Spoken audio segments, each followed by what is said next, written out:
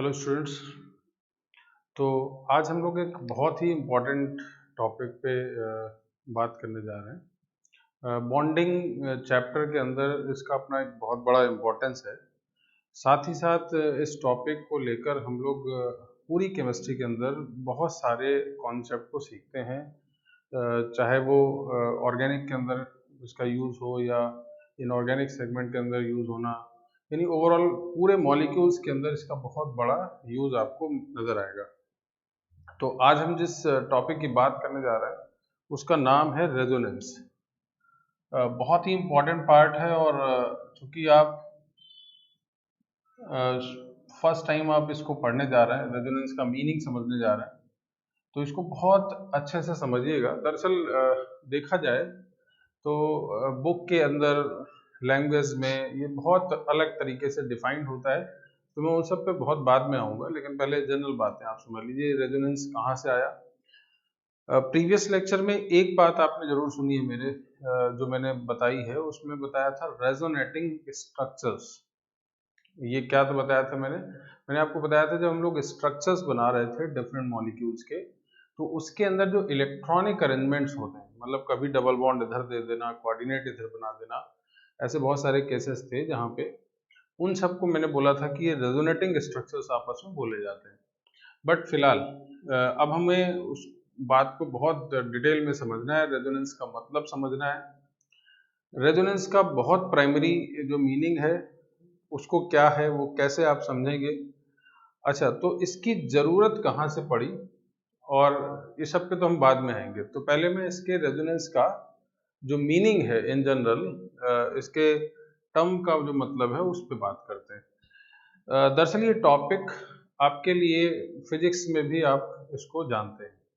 मैं थोड़ा सा आइडिया देता हूँ फिजिक्स में इस रेजोनेंस का मतलब होता क्या है। आप में से बहुत सारे स्टूडेंट्स को फिजिक्स का रेजोनेंस बहुत अच्छे से क्लियर है।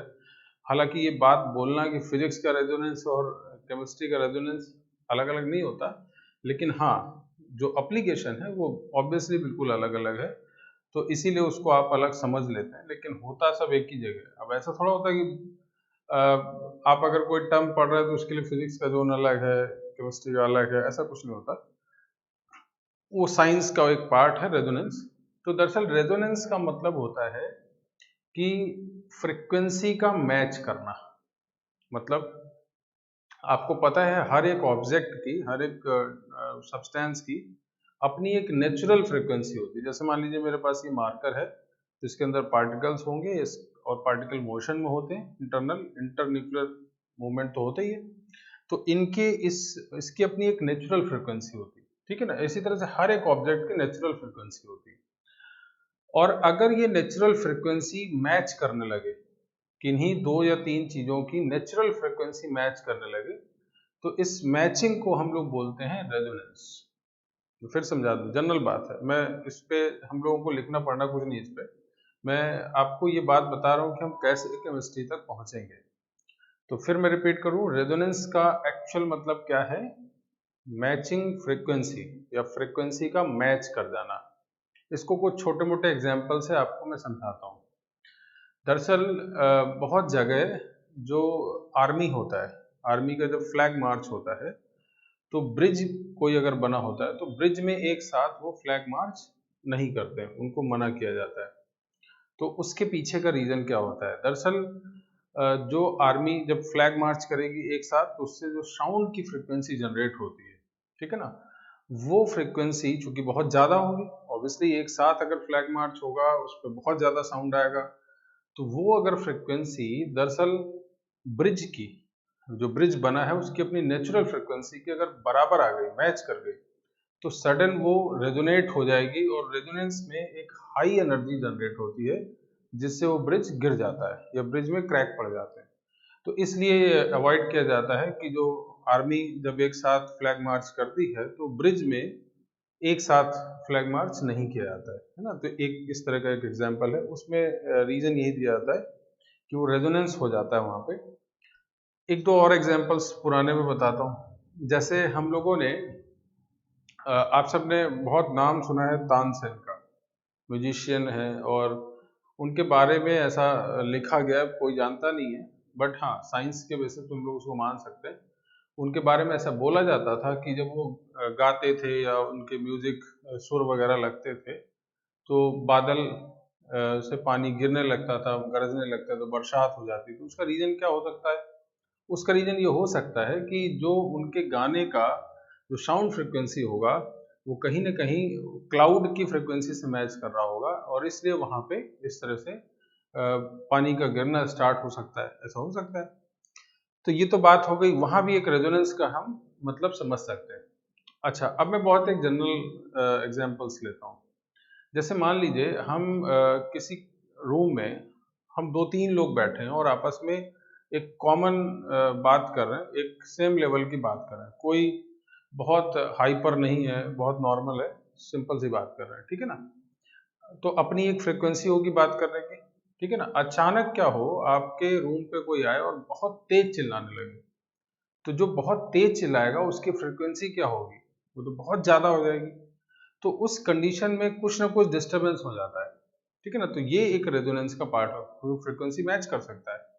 तो ओवरऑल बोलने का मतलब ये है कि रेजोनेंस का जहां तक मतलब आप देखते हैं, उसका सीधा सा मतलब होता है कि फ्रिक्वेंसी का मैच कर जाना। किन्हीं भी दो से ज्यादा ऑब्जेक्ट हैं, एक दो ऑब्जेक्ट हैं, और उनकी फ्रिक्वेंसी अगर मैच कर जाती है तो मैचिंग ऑफ फ्रिक्वेंसी को बोला जाता है रेजोनेंस होना। कुछ और बात मैं इस पे कर लूँ। दरअसल जैसे बहुत जगह देखा होगा, मैं अगर आपको कुछ पढ़ा रहा हूँ, ठीक है ना, तो मेरे बोलने का जो फ्रिक्वेंसी है, अगर वो लोगों में आप तक पहुंच जाए, आपसे कनेक्ट हो जाए मेरी बात, है ना, बहुत अच्छे से, तो हम उसको बोलते हैं कि हम सब आपस में क्या हो गए, रेजोनेट हो गए। मतलब हम बराबर पे आ गए, हम फ्रिक्वेंसी के हिसाब से मैच कर गए, हम एक तरीके से सब मैच कर गए और बहुत इजीली हम लोगों के बीच कम्युनिकेशन हो रहा है ना। ये एक्चुअल इसका लिटरल मीनिंग है। रेजोनेट होना मतलब उनके साथ घुल मिल जाना, ये भी आप बोल सकते हैं। रेजोनेट का सीधा मतलब यहाँ पे आप निकाल सकते हैं। तो मोटे तौर पे रेजोनेंस को समझा है आपने कुछ थ्योरेटिकल एग्जाम्पल से। इस पे हम कुछ नहीं लिख सकते, ये कोई डेफिनेशन नहीं है। हाँ, डेफिनेशन क्या था, फ्रीक्वेंसी मैचिंग। अगर आप बोल दें कि किसी भी ऑब्जेक्ट की फ्रीक्वेंसी अगर मैच कर जाने लगती है, मैच करने लगता है, तो फ्रीक्वेंसी मैचिंग को ही आप रेजोनेंस का नाम देते हैं। और उसके बहुत सारे ढेरों एग्जाम्पल्स हम लोगों ने अलग अलग तरीके से समझे। अब बात ये आती है कि इन सब का केमिस्ट्री से क्या लेना देना, है ना। तो उस पर हम जरूर बात करें। तो एक चीज जरा समझिए, जो मैं केमिस्ट्री की बात कर रहा हूँ, दरअसल केमिस्ट्री में एटम के बीच, एटम जब कोई भी मॉलिक्यूल आप बनाते हैं, तो एटम के बीच क्या होता है, इलेक्ट्रॉन। इलेक्ट्रॉन क्या होता है, वेव। वेव क्या होगा, फ्रीक्वेंसी। वेव में हो, अगर वेव है तो फ्रीक्वेंसी की बात भी होगी। तो जहां ज्यादा इलेक्ट्रॉनिक वेव होंगी उसकी अलग फ्रिक्वेंसी होगी, जहां इलेक्ट्रॉन्स कम होंगे वहां फ्रिक्वेंसी अलग होगी। तो कुल मिला के केमिस्ट्री के अंदर किसी मॉलिक्यूल के अंदर रेजोनेंस के आने का मतलब हुआ, किसी भी मॉलिक्यूल के अंदर जो ये इलेक्ट्रॉन अलग अलग जगह पे अलग अलग तरीके के होते हैं, कहीं पर ज्यादा है कहीं पर कम है, और उन इलेक्ट्रॉन्स का एक साथ इक्वेट हो जाना, मर्ज कर जाना, इक्वल बन जाना, इलेक्ट्रॉनिक वेव्स एक जैसी हो जाना, दिस इज कॉल्ड रेजोनेंस। फिर मेरी बात समझिएगा, बहुत सिंपल सी बात मैं फिर बोल रहा हूँ। मैंने क्या बोला, जब हम केमिस्ट्री के अंदर की बात कर रहे हैं तो बेटवीन, जैसे मान लीजिए मेरे पास एक ए एटम है, एक बी एटम है और एक सी एटम है, ठीक है। तो लेट से मान लीजिए मेरे पास यहाँ पर इनके बीच इलेक्ट्रॉन क्लाउड है, इनके बीच यहाँ भी इलेक्ट्रॉन क्लाउड है ना, ये इलेक्ट्रॉन्स क्लाउड है। तो अभी हो सकता है इसमें इलेक्ट्रॉन क्लाउड अलग हो, इसमें अलग हो, यानी यहाँ पे इलेक्ट्रॉन का मतलब अलग है, इनके बीच इलेक्ट्रॉन डेंसिटी का मतलब अलग है। लेकिन अगर पूरे मॉलिक्यूल में इलेक्ट्रॉन्स का एक जैसा डिस्ट्रीब्यूट हो जाना, सिमेट्रिकल हो जाना, इलेक्ट्रॉनिक फ्रीक्वेंसी मैच कर जाना, एक तरीके से हम ये बोल सकते हैं, तो matching of electronic frequency is known as resonance. अच्छा ये बात ध्यान रखिए, अभी मैं कोई डेफिनेशन की बात नहीं कर रहा हूँ क्योंकि आपको ये सब कहीं मिलेगा नहीं, इसलिए मैं बोल रहा हूँ। तो अभी हम केवल जनरल बात कर रहे हैं, हम आपको समझाने की कोशिश कर रहे हैं कि कैसे रेजोनेंस कोई अलग बात नहीं है। और हम फिर उस डेफिनेशन में भी आएंगे जो ज़्यादातर आप पढ़ते आते हैं, उस पर भी बात कर लेंगे हम। तो मेरा सबसे पहला कंसर्न ये है कि अगर किसी मॉलिक्यूल के अंदर पाई बॉन्ड होता है, सिंगल बॉन्ड है, डबल बॉन्ड है ना, बहुत सारे आपको कोऑर्डिनेट है, कहीं प्लस है, माइनस है, बहुत सारे चार्जेस डिफरेंस है, बहुत सारे मॉलिक्यूल्स के अंदर डिफरेंट डिफरेंट एटम पे डिफरेंट टाइप का इलेक्ट्रॉन क्लाउड होता है, different type of electron density होती है, ठीक है। अगर वो किसी तरह से हर जगह मैच कर जाए, हर जगह इलेक्ट्रॉन एक जैसा नजर आ जाए, तो ये जो फिनोमिना होगा जिसमें इलेक्ट्रॉन एक जैसा दिखने लगे, दिस इज कॉल्ड रेजोनेंस। मैं फिर रिपीट कर दूं, ठीक है। तो ये रेजोनेंस का एक्चुअल मतलब होगा। लेकिन अब बात ये आती है कि ऐसा होता क्यों होगा और कब होगा, दोनों बातें हैं, ये कैसे हो जाएगा और कैसे आप इसको समझ पाएंगे। तो इसके लिए आसान लैंग्वेज में केमिस्ट्री में बहुत सारी बातें समझा दी गई हैं आपको कि ताकि आप समझ पाए आसानी से। बट अभी क्या करना है, तो हमें कुल मिला के एटम के अंदर जो डिफरेंट एटम, जो मॉलिक्यूल है उसके अंदर जो डिफरेंट एटम पे इलेक्ट्रॉन डेंसिटी होती है, तो डिस्ट्रीब्यूशन उसमें इक्वल हो जाए। अच्छा, अब एक खास बात, हमारे पास दो टाइप के बॉन्ड है, एक सिग्मा बॉन्ड और एक पाई बॉन्ड। तो किन्हीं भी दो एटम के बीच या तो सिग्मा बॉन्ड बना होगा या तो पाई बॉन्ड बना होगा। मैं आयनिक की बात ही नहीं कर रहा हूं क्योंकि आयनिक इसमें होता नहीं। तो सिग्मा बॉन्ड क्या होता है, सिमेट्रिकल बॉन्ड होता है और ये स्ट्रॉन्गर है। और ये क्या होता है, ये पाई इलेक्ट्रॉन, जैसे मान लीजिए आप सिग्मा बॉन्ड बनाते हैं तो सिग्मा बॉन्ड में इलेक्ट्रॉन क्लाउड बहुत टाइटली बाउंडेड होता है, ऐसे इस तरह से इलेक्ट्रॉन सिग्मा बॉन्ड बना होगा। लेकिन पाई इलेक्ट्रॉन क्लाउड कैसा होता है, उसका होल्ड नहीं होता किसी एटम पे, वो एक तरीके से इस तरह से आप बना सकते हैं, जैसे ये बना है तो पाई इलेक्ट्रॉन क्लाउड है, ठीक। तो एक बात आप समझिएगा ध्यान से, अगर मैं ये बात बोल रहा हूं कि किसी मॉलिक्यूल के अंदर इलेक्ट्रॉन कुछ जगह सिमेट्रिकल डिस्ट्रीब्यूट हो जाए या हर जगह सिमेट्रिकल डिस्ट्रीब्यूट हो जाए, तो कैसे होगा। सिग्मा बॉन्ड को जहां तक लेकर बात अगर की जाती है, तो सिग्मा बॉन्ड एक जैसा सिमेट्रिकल होता है, सिग्मा बॉन्ड शिफ्ट नहीं होता। सिग्मा बॉन्ड की जो शिफ्टिंग है वो इधर से उधर नहीं होती, एटम दो एटम के बीच में ही रहेगा, वो इधर उधर नहीं जा सकता। ये बात ध्यान रखिएगा, दो एटम के बीच ही केवल सिग्मा बॉन्ड रहता है। लेकिन पाई जो इलेक्ट्रॉन क्लाउड है, क्योंकि पाई इलेक्ट्रॉन क्लाउड में किसी एटम का होल्ड नहीं होता है ना, और अगर पाई इलेक्ट्रॉन का होल्ड नहीं होता है तो वो पाई इलेक्ट्रॉन क्लाउड मॉलिक्यूल के किसी भी पोर्शन में जा सकता है, वो कहीं भी शिफ्ट कर सकता है। तो दरअसल अब हम जिस इलेक्ट्रॉन क्लाउड के फैलने की बात कर रहे हैं, डिस्ट्रीब्यूट होने की बात कर रहे हैं, वो कौन सा होगा, पाई इलेक्ट्रॉन क्लाउड। तो अब मैं एक कॉमन सी बात यहाँ पे लिखने जा रहा हूँ। एक टर्म लिखा रहता है delocalization of pi electron cloud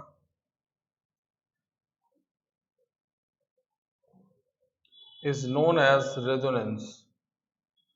ये आपकी बुक की पहली जो टर्म लिखे होते हैं मैं उस पे आ गया, ये सिंपल सा लिखा रहता है। लेकिन मैं अगर डायरेक्ट आपसे ये लिख देता ना तो आप भी टेंशन में रहते, मैं भी टेंशन में रहता, दोनों लोग। तो ऐसा मत रखिएगा। अब इसको जरा समझिए, ये लिखा होता है delocalization of pi electron cloud in molecule is known as resonance. इसको एक एक वर्ड को बहुत अच्छे समझते हैं। डीलोकलाइजेशन, अगर मैं लोकलाइजेशन टर्म का यूज करता, लोकलाइजेशन का मतलब लोकल होना, किसी एक जगह खड़े रहना, एक जगह प्रेजेंट होना, और डीलोकलाइज मतलब फैल जाना। मैं फिर रिपीट कर दूं, लोकलाइजेशन का मतलब किसी एक जगह लोकल होना है ना, और डीलोकलाइज मतलब सब जगह डिस्ट्रीब्यूट हो जाना, फैल कर जाना, यानी लोकल का अपोजिट, ये आप बोल सकते हैं। तो लोकलाइजेशन नहीं बोला जा रहा है, बोला जा रहा है डीलोकलाइजेशन, मतलब फैल जाना किसका, पाई इलेक्ट्रॉन क्लाउड का मॉलिक्यूल के अंदर। अगर किसी मॉलिक्यूल के अंदर पाई इलेक्ट्रॉन क्लाउड एक एटम से दूसरे एटम पे शिफ्ट हो जाता है, पाई इलेक्ट्रॉन क्लाउड मूव कर जाता है, तो इसी प्रोसेस को हम नाम देते हैं delocalization of pi electron cloud, और दरअसल यही रेजोनेंस बोला जाता है। तो बहुत सिंपल सी वर्ड में अब आप यहाँ पे पहुंच गए कि डीलोकलाइजेशन जो पाई इलेक्ट्रॉन क्लाउड है उसे ही आप नाम देते हैं रेजोनेंस का, और ये बहुत इंपॉर्टेंट लाइन है, इसी को आपको समझना है। अब जरा मैं इसके और मेजर पॉइंट पे आता हूँ कि ये सब कैसे होगा और हम कैसे जान जाएंगे कि यहाँ डीलोकलाइजेशन है या नहीं है, कंडीशन भी तो होनी चाहिए ना। तो फिलहाल डेफिनेशन तक आप पहले मैं एक बार फिर क्लियर कर दूं क्या होता है। दरअसल केमिकल मॉलिक्यूल्स जो हैं, मॉलिक्यूल्स के अंदर एटम के बीच सिग्मा पाई हर तरीके का इलेक्ट्रॉन क्लाउड होता है। तो होता क्या है कि किसी मॉलिक्यूल के अंदर हो सकता है किसी जगह डबल बॉन्ड बना हो, किसी जगह सिंगल बॉन्ड बना हो। तो ऑब्वियस बात है कि जहां डबल बॉन्ड बना होगा वहां इलेक्ट्रॉन डेंसिटी ज्यादा है, और जहां सिंगल बॉन्ड बना होगा वहां इलेक्ट्रॉन डेंसिटी कम होगा। तो एक जगह इलेक्ट्रॉन ज्यादा है, एक जगह कम है। तो अगर ऐसा हो जाए कि वो सभी जगह इलेक्ट्रॉन एक जैसा डिस्ट्रीब्यूट हो जाए, एक जैसा दिखने लगे, तो यही जो फिनोमेना है इसी को रेजोनेंस बोला जाता है। लेकिन अब डीलोकलाइज होगा कौन, तो वो केवल पाई इलेक्ट्रॉन क्लाउड होता है। हम कभी भी सिग्मा इलेक्ट्रॉन का डीलोकलाइजेशन नहीं बोलते। क्यों? क्योंकि वो स्टेबल होता है, वो दो एटम के बीच में बाउंडेड होता है। लेकिन पाई इलेक्ट्रॉन क्लाउड का एटम पे होल्ड नहीं होता। तो पाई इलेक्ट्रॉन क्लाउड को आप डीलोकलाइज कर सकते हैं, एक जगह से दो एटम के बीच जो बॉन्ड बना था उसमें से पाई इलेक्ट्रॉन क्लाउड को आप दूसरी जगह शिफ्ट कर सकते हैं। तो this is called delocalization of pi electron cloud, और यही दरअसल रेजोनेंस का मतलब है। बात समझिएगा, इस पे बहुत सारी चीजें हैं क्योंकि केमिस्ट्री का बहुत इंपॉर्टेंट टॉपिक आप पढ़ रहे हैं। तो delocalization of pi electron cloud को हम लोग और आसानी से समझते हैं, और समझने का तरीका जरा और बताता हूं मैं।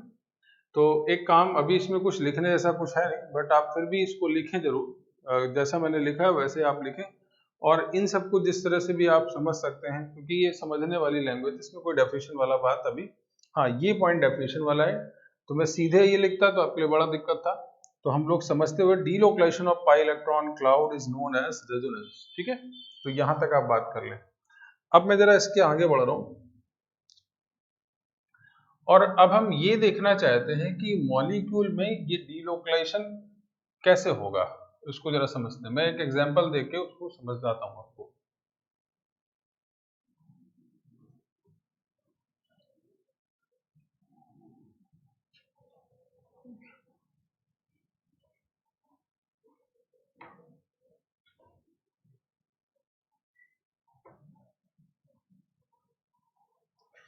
अच्छा, अब एक खास बात, अगर कभी भी मॉलिक्यूल के अंदर पाई इलेक्ट्रॉन क्लाउड को एक एटम से दूसरे एटम पे शिफ्ट करना है अगर, तो पाई इलेक्ट्रॉन, पाई बॉन्ड बनता कैसे, ये भी जरा समझिएगा। तो पाई बॉन्ड बनने की कंडीशन क्या है कि पाई बॉन्ड जब दो ऑर्बिटल पैरेलल होंगे तभी बॉन्ड बनता है पाई। तो अगर वो कहीं शिफ्ट हो रहा है तो उसके शिफ्ट होने की अपनी कंडीशन भी ऐसी होती है। तो मैं उसको जरा एक एग्जांपल से समझाता हूँ। मान लीजिए हमारे पास एक ये दूसरा पाई, ये पी ऑर्बिटल ऐसा सिग्मा बॉन्ड बना हुआ है, और मैं इसकी बात कर रहा हूँ, और तीसरा यहाँ पे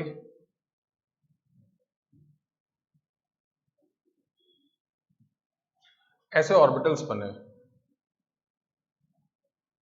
इस तरह से। अब समझिएगा जरा बात। तो जैसे मान लीजिए यहां पर अभी इन दोनों एटम के बीच एक बॉन्ड बना है, और इन दोनों के बीच बॉन्ड बना है। तो इन दोनों के बीच जो पाई बॉन्ड बना, और इन दोनों के बीच भी बॉन्ड बना है। अब मैं इसको बहुत आसानी से समझा दूं, तो दरअसल इनके बीच डबल बॉन्ड है, और यहाँ सिंगल बॉन्ड रहा, यहाँ डबल बॉन्ड हुआ। इसका मतलब तो यही हुआ, इस जगह सिंगल बॉन्ड, यहाँ डबल, और यहाँ डबल है, बट ये बीच में सिंगल है। तो ऐसे केस में मतलब क्या हुआ कि इधर ज्यादा है इलेक्ट्रॉन, इधर भी ज्यादा इलेक्ट्रॉन है, लेकिन बीच में खाली है, बीच में कम है। तो यही चीज अब बराबर करनी है आपको। बात समझ आ रही? हमने इधर भी इलेक्ट्रॉन खो गए, इधर भी इलेक्ट्रॉन खो गए, लेकिन बीच में कम है, तो उसको हमें जब सब जगह इक्वल इलेक्ट्रॉन आ जाए तो this is called delocalization of pi electron या रेजोनेंस। ठीक है। अच्छा, एक इंपॉर्टेंट बात, तो अब हम बात यहाँ पे ये करने जा रहे हैं कि कंडीशन फॉर रेजोनेंस क्या होनी चाहिए। Condition for resonance in molecule, ये बहुत इंपॉर्टेंट पॉइंट है, इसको ध्यान रखिएगा। हालांकि ये आसान तरीके से समझाने के लिए आप लोगों को कुछ कंडीशन दे जाती है कि अगर मॉलिक्यूल में ये इस तरह से दिख जाए तो रेजोनेंस है, वो मैं बता दूंगा। लेकिन पहले हम लोग थोड़ा और आसानी से समझने की कोशिश करें ये कंडीशन कहाँ से आती होंगी। दरअसल हमें अगर रेजोनेंस करना है पाई इलेक्ट्रॉन क्लाउड को, अगर दो, जैसे मैं इसकी बात करूं, मेरे पास एक पी ऑर्बिटल ऐसा है, दूसरा पी ऑर्बिटल ऐसा है, और इन दोनों के बीच ऐसे बॉन्ड बना है। ठीक है। तो हमारा बोलना ये है कि अगर ये बॉन्ड बना हुआ है दोनों के बीच, तो अगर अभी क्या है, अभी इन दोनों का ही केवल रिलेशन है, इन दोनों में पाई बॉन्ड बना है, और इधर एक बॉन्ड अगर आपको जोड़ना है, समझिएगा ध्यान से, तो वो इसके एडजेसेंट में भी एक पाई बॉन्ड ऐसा ही होना चाहिए। तो ये वाला बॉन्ड इसके साथ भी पाई बॉन्ड बना सकता है, फिर इसको छोड़ देता, ऐसा हो सकता था। तो ये चीजें आपको पैरेलल ध्यान रखनी है कि जो भी ऑर्बिटल होगा ये सब आपस में क्या होने चाहिए, parallel to each other, and adjacent to each other. ये बात ध्यान रखिएगा, एडजेसेंट टू ईच अदर मतलब ये पैरेलल तो होने ही चाहिए ऑर्बिटल, साथ ही साथ बगल में ही हो, ये नहीं कि बहुत 3 किलोमीटर दूर हो, तो आप फिर जोड़ेंगे कैसे। तो डीलोकलाइज होने की अपनी कंडीशन भी है ना, कि उसके आसपास रहेगा तो भाई उसको डिस्ट्रीब्यूट हो जाएगा, लेकिन अगर कोई बहुत दूर होगा तब नहीं होगा। तो ये बात खास है, तो ये बात आपको ध्यान रखनी है कि कैसे हमें इनको पैरेलल रखना होगा। और ये पैरेलल अगर होगा तो मॉलिक्यूल के लिए जो कंडीशन दी गई वो क्या है, फर्स्ट कंडीशन है कि मॉलिक्यूल प्लेनर होना चाहिए। और प्लेनर क्यों होना चाहिए, क्योंकि जब प्लेन होगा तभी उसके परपेंडिकुलर जो ऑर्बिटल्स होंगे वो पाई बॉन्ड एक दूसरे के साथ कनेक्ट हो पाएंगे। अगर प्लेन में नहीं रहा पूरा मॉलिक्यूल तो उस कंडीशन में फिर पाई बॉन्ड्स आपस में जुड़ेंगे नहीं, तो ये बात ध्यान रखिएगा। तो ओवरऑल प्लेन की कंडीशन के साथ साथ जो मैं मेजर बात आपको समझाने जा रहा हूँ वो जो आपको एग्जाम्पल में दी भी जाती है, तो मैं इसको एक एग्जाम्पल से समझाता हूँ। जैसे मान लीजिए मैंने एक एग्जाम्पल लिया CH2 double bond CH double bond CH2। अब मेरी बात को यहाँ पे ध्यान समझिएगा, हम सीधा सीधा स्ट्रक्चर बनाते हैं। तो यहाँ पर sp2 एब्रेशन स्टेट है, यहाँ पे भी sp2 है, ये sp2 है और यहाँ भी sp2 है। तो जब आप इसका स्ट्रक्चर बनाएंगे जैसे मैंने पहले बनाए थे, तो ये H बना, ये कार्बन है, ऐसे p ऑर्बिटल है, बना ना। अच्छा, मैं इसके बाद फिर आपने H ऐसे दिखा दिया था, फिर कार्बन इधर आया था, ये याद है आपको? ये पूरे एक प्लेन में ही है, ध्यान रखिएगा। ठीक, तो अभी क्या है, इन दोनों के बीच पाई बॉन्ड है और इन दोनों के बीच भी पाई बॉन्ड है, तो यहां डबल बॉन्ड है और इसके बीच डबल बॉन्ड है। मतलब आप ये बोल सकते हैं कि ये बॉन्ड डबल बॉन्ड वाला है, फिर यहाँ डबल बॉन्ड है और यहाँ बीच में सिंगल बॉन्ड है। तो इसका मतलब यहाँ हाई इलेक्ट्रॉन डेंसिटी है, यहाँ भी हाई था और यहाँ लो हो गया।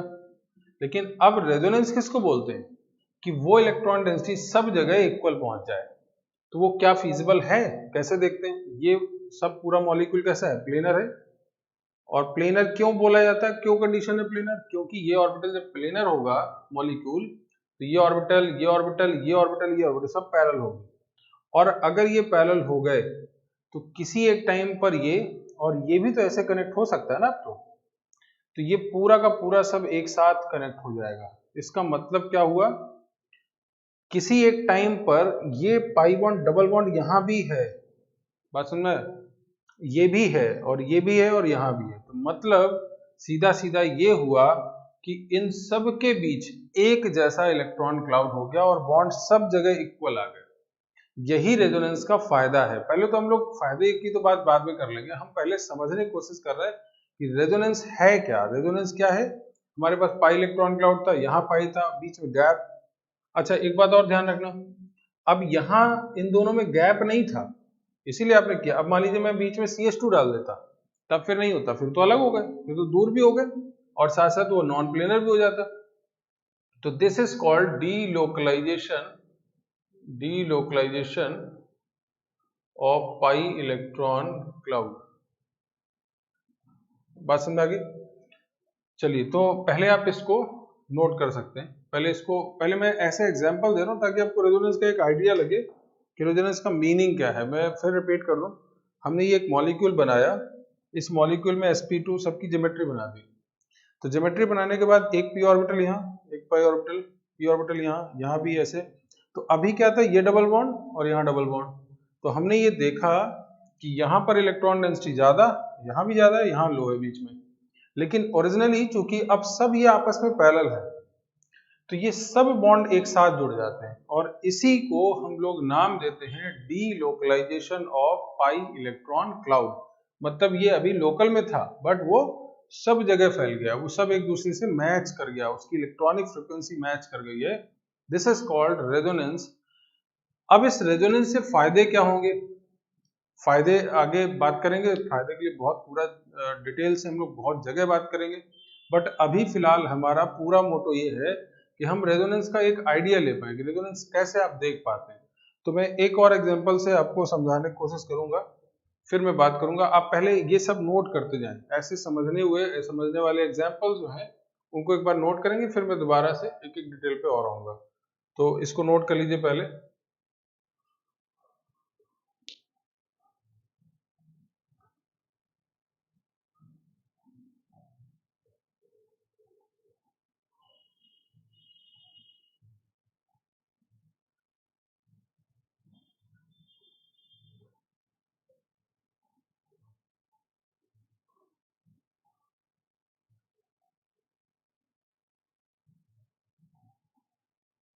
ठीक है, तो मेरे ख्याल से आपने नोट कर लिया होगा। अब मैं इसको रफ करता हूँ, एक और एग्जांपल इसी तरह का देता हूँ आपको।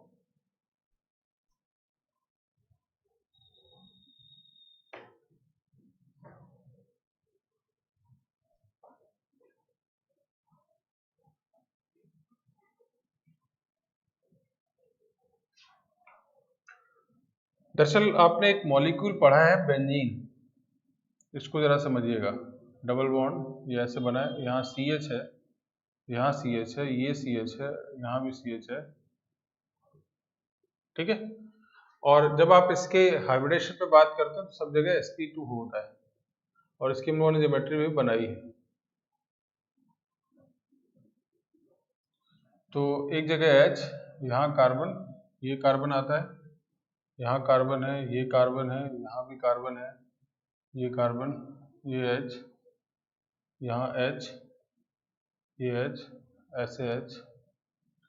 तो अगर आप इसके बॉन्डिंग की बात करें तो यहाँ ऑर्बिटल है, ये ऑर्बिटल है, और ये पूरा मॉलिक्यूल कैसा है, प्लेन है, ये ध्यान रखिएगा, पूरा प्लेन है, ऐसे बना,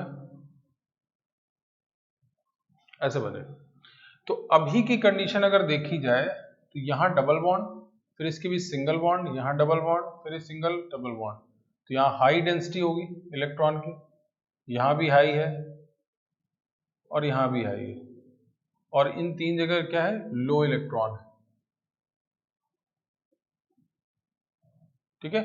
तो आप ये बोल सकते हैं यहाँ सिंगल बॉन्ड है, यहाँ डबल बॉन्ड है, यहाँ double bond, alternate double bond है। इसका मतलब क्या होगा, इन दोनों के बीच ओवरलैपिंग है, पैरेलल है एक दूसरे के। और इसी तरह से फिर इन दोनों बॉन्ड बनने के बाद ये दोनों नहीं है तो पहले फिर इनके इनके बीच है ऐसा, तो ये पाई बॉन्ड बन गया, और फिर इनके इनके बीच है ऐसा, ऐसे दिखा रखा गया। लेकिन अब क्या है, ये सब पैरेलल है और आपस में सब एडजेसेंट में है।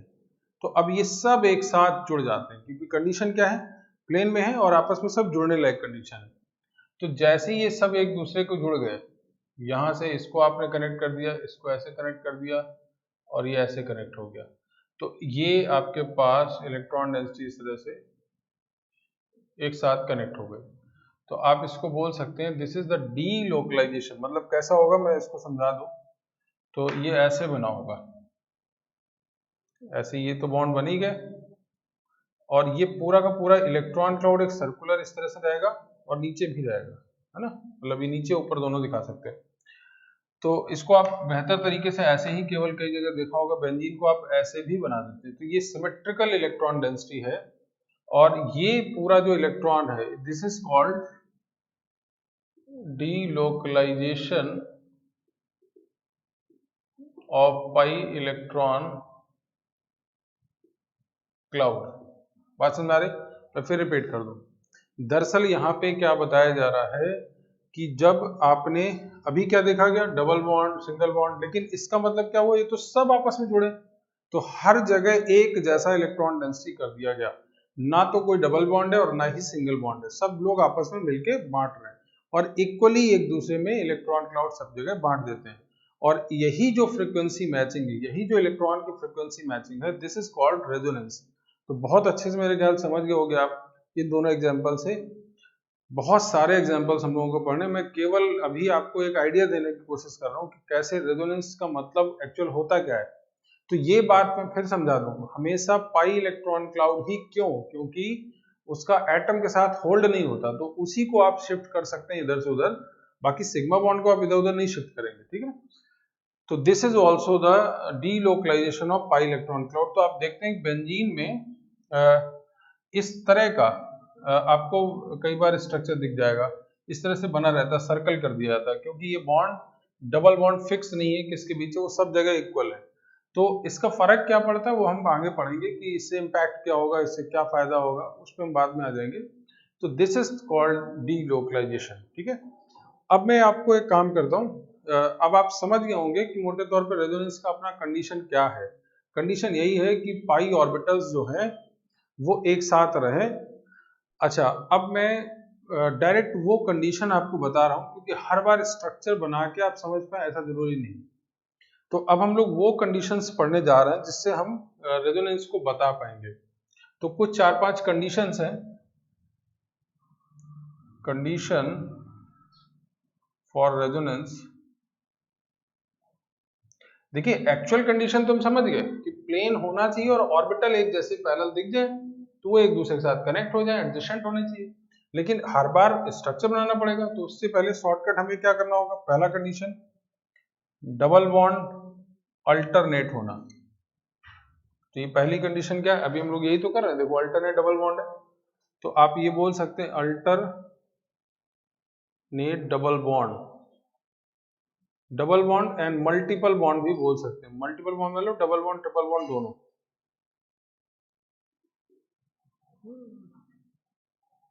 डबल बॉन्ड भी हो सकता है, ट्रिपल बॉन्ड भी हो सकता है, बिकॉज वो पाई इलेक्ट्रॉन क्लाउड ही है, अल्टरनेट होना चाहिए।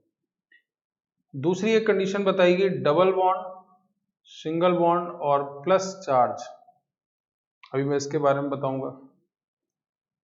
फिर एक तीसरी कंडीशन बताई गई डबल बॉन्ड, सिंगल बॉन्ड और माइनस चार्ज, नेगेटिव। फिर एक कंडीशन बताई जा रही है आपको डबल बॉन्ड, सिंगल बॉन्ड और लोन पेयर। बात पहले इनको याद भी रखना होगा, इसके एक्सप्लेनेशन हम लगातार देते जाएंगे। क्या क्या कंडीशन है रेजोनेंस की, पहली कंडीशन अल्टरनेट डबल बॉन्ड, दूसरी कंडीशन क्या है, double bond, single bond, plus charge, फिर तीसरी condition double bond, single bond और माइनस चार्ज, और चौथी कंडीशन में हमने बात की है लोन पेयर की, double bond, single bond and lone pair. एक काम करते हैं, पहले इन चारों कंडीशन पे हम लोग रुक जाते हैं, एक दो कंडीशंस और आएंगी मैं बताऊंगा उसको, लेकिन हम लोग पहले इन सबको समझ लेते हैं कि आखिर इन कंडीशन से कैसे आप रेजोनेंस बता रहे हैं। तो पहली कंडीशन तो मैंने एक्सप्लेन अभी कर दी, वही तो कर रहे थे अभी तो। अल्टरनेट डबल बॉन्ड आने का मतलब पाई ऑर्बिटल्स जो होंगे वो आपके पैरेलल होंगे और वो आपस में एडजेसेंट में भी होंगे, तो उनको आप एक साथ कनेक्ट कर सकते हो और वहां पे पाई इलेक्ट्रॉन क्लाउड डीलोकलाइज हो सकते हैं।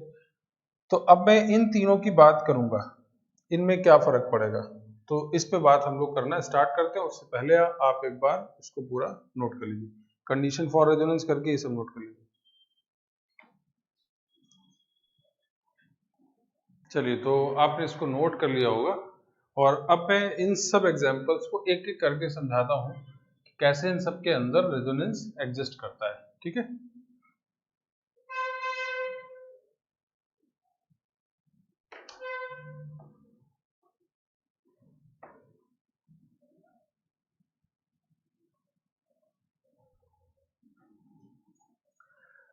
सबसे पहले मैं एक एग्जांपल की बात कर रहा हूँ जहाँ पे हम लोग बात कर रहे थे पहले केस की।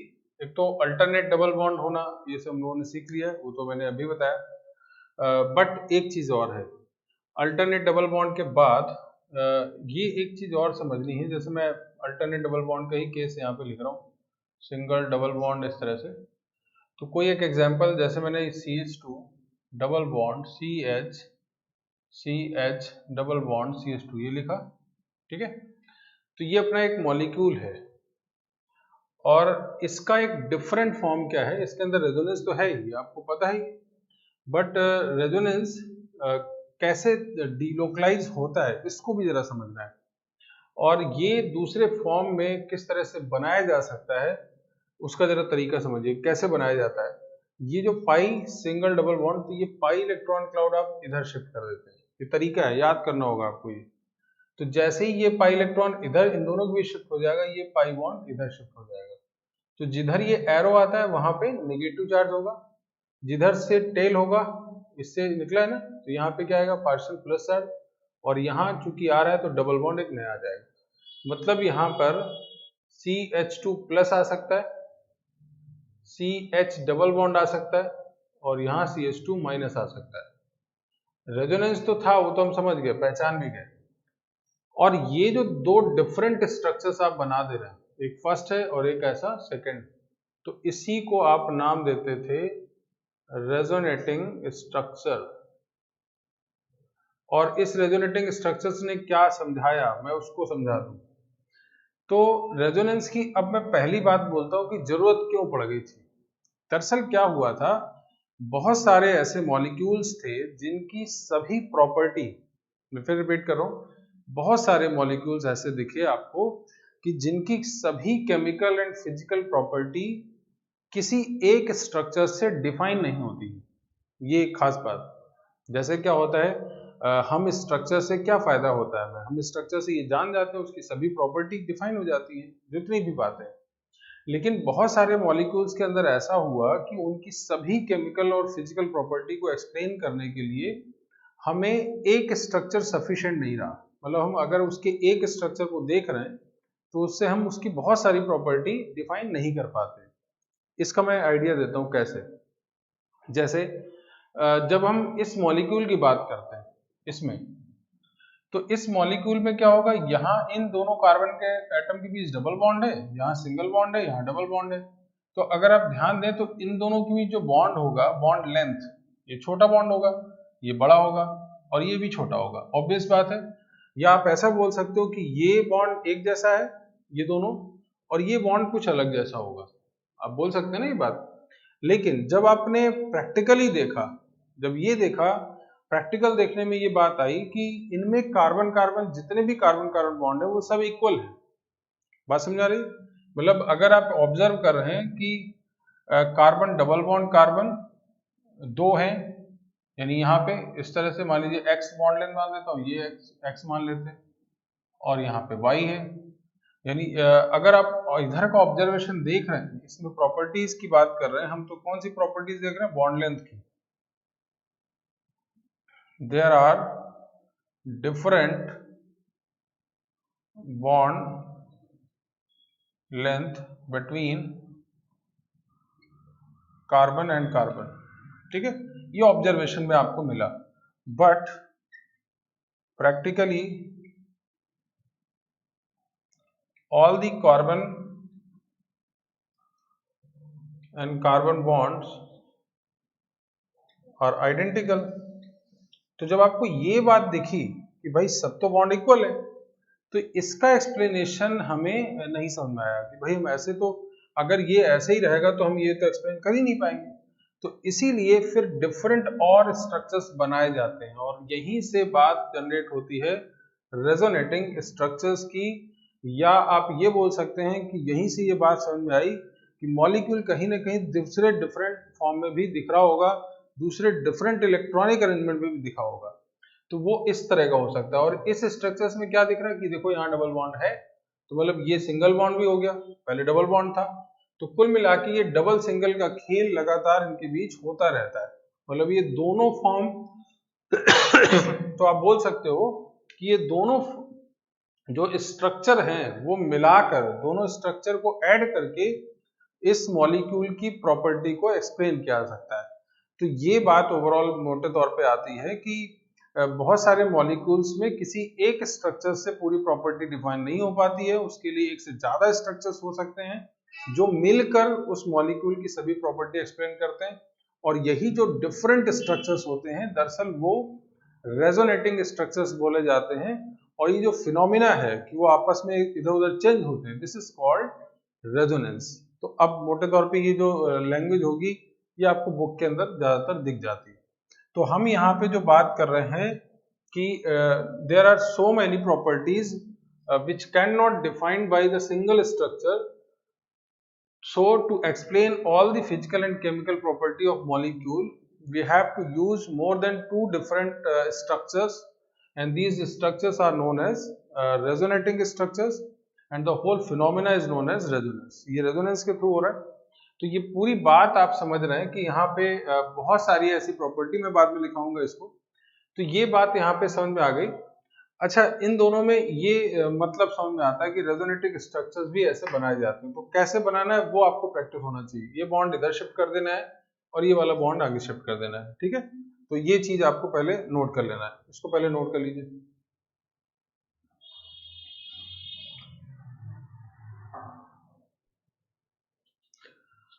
अच्छा, इस स्ट्रक्चर को पहले ये सब बना लीजिए, उसके बाद नोट करके जो मैं बोल रहा हूँ वो लिखिएगा।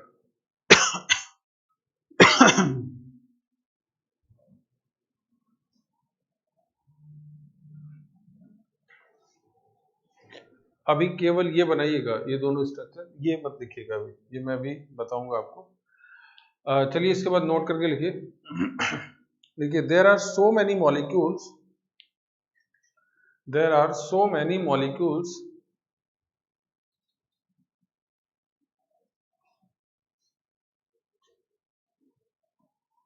there are so many molecules in which we cannot define all the physical and chemical properties, cannot define all the physical and chemical properties by the help of single structure, by the help of single structure.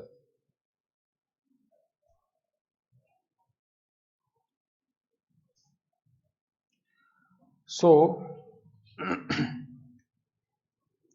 so to explain the all the physical and chemical property of molecule, so to explain the all the physical and chemical properties of molecule,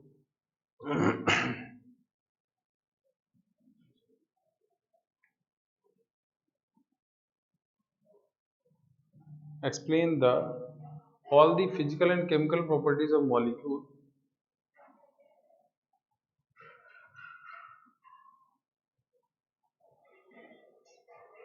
there are more than one structures, there are more than one structures, bracket में आप लिख लीजिए electronic arrangement, there are more than one structure present in molecule, present in molecule. These different structures are known as resonating structures. These different structures are known as resonating structure.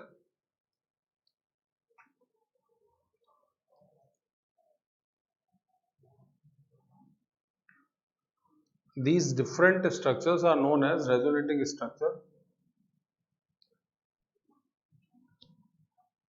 For example, for example, for example, in this molecule, इस molecule की बात करें, in this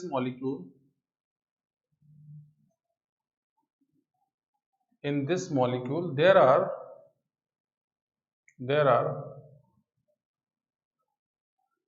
are different bond length of carbon and carbon. There are different bond length of carbon and carbon. There are different bond length of carbon and carbon. but practically in this molecule all the carbon-carbon bonds are identical. All the carbon-carbon bonds are identical. All the carbon-carbon bonds are identical.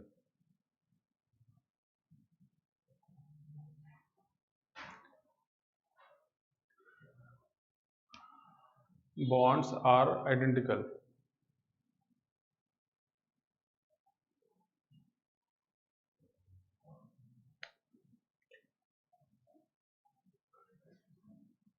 Identical.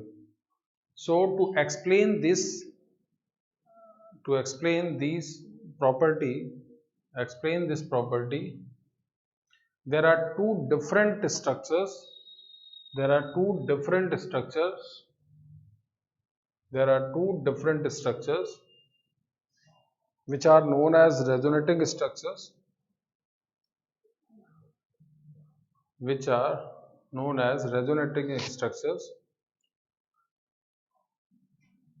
And these two structures explain all the physical and chemical properties of molecule.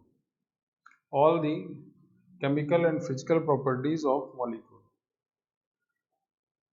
ठीक है, तो ये बात आप कुल मिला के यहाँ पे समझ जाते हैं कि हमें इस तरह के रेजोनेटिंग स्ट्रक्चर की, अच्छा ये मैं केवल एक एग्जांपल ले रहा हूँ, बाकी सब जगह ऐसा होगा। तो पहला तो हमें ये बात समझ में आ गई। अब हमें सीखना क्या है कि रेजोनेटिंग स्ट्रक्चर्स कैसे बनाते हैं, ये भी आना चाहिए हमें। ठीक है, तो अब मैं इसको रफ कर देता हूँ और अब हम सबसे इम्पोर्टेंट पॉइंट पे आते हैं कि कैसे रेजोनेंस का फॉर्म हम दूसरे मॉलिक्यूल्स पे दिखाएंगे। जो मैंने डिफरेंट कंडीशन लिखी थी वहां कैसे रेजोनेंस आप बना पाएंगे। तो दो चीजें आपको सीखनी है, एक तो रेजोनेटिंग स्ट्रक्चर्स, दूसरा कैसे बनेगा ये सीखना है, और साथ ही साथ ये सीखना होगा कि रेजोनेंस क्यों है। तो दूसरी कंडीशन में जैसे कि हम लोगों ने पढ़ा था कि डबल बॉन्ड, सिंगल बॉन्ड और ये प्लस चार्ज हो जाए, अगर ये तीनों एक साथ आ जाते हैं तो आप वहां रेजोनेंस देख पाओगे। तो मैं एक एग्जांपल लेता हूं, CH2 double bond CH and CH2 plus. समझ में आई बात? चलिए, यहाँ पर sp2, यहाँ पे sp2, यहाँ पे sp2। तो अगर आप इसका स्ट्रक्चर बनाएंगे तो ऐसा कुछ बनेगा, यहाँ H, ये कार्बन, यहाँ H, ये H, ऐसे बना है। यहाँ पे p ऑर्बिटल, यहाँ भी p ऑर्बिटल है, और यहाँ पे जो p ऑर्बिटल है उस पर प्लस चार्ज है। ये ध्यान रखिए, मतलब इलेक्ट्रॉन डिफिशिएंट है, मतलब इसको तो इलेक्ट्रॉन चाहिए ही। अब बात ये बोल सकते हो कि यहाँ इलेक्ट्रॉन कम है और इनके बीच यहाँ इलेक्ट्रॉन ज्यादा है, तो ऑब्वियस बात है, देखो ये तीनों p ऑर्बिटल कैसे आ गए, पैरेलल आ गए। तो ये एक दूसरे के साथ यहाँ पर इसको आप बोल सकते हैं, तो ये पैरेलल आ गए, और यहाँ पे हम लोग बोल सकते हैं ये डीलोकलाइजेशन।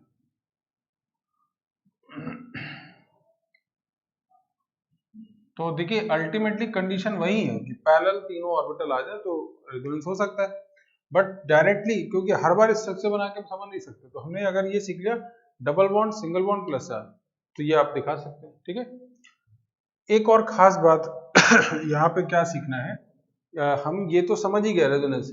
अच्छा, क्या रेजोनेंस इस वाले मॉलिक्यूल पे हो सकता है? हम क्यों बोलते हैं कि अल्टरनेट होना चाहिए? मान लीजिए मैं आपसे बोलता CH और CH2 के बाद फिर CH2 लिखता मैं, तो क्या गड़बड़ होता भाई? इसमें क्या गड़बड़ होता? sp2 लिखा, यहाँ sp2 लिखा, ये sp3 आ गया, ये sp2 आ गया।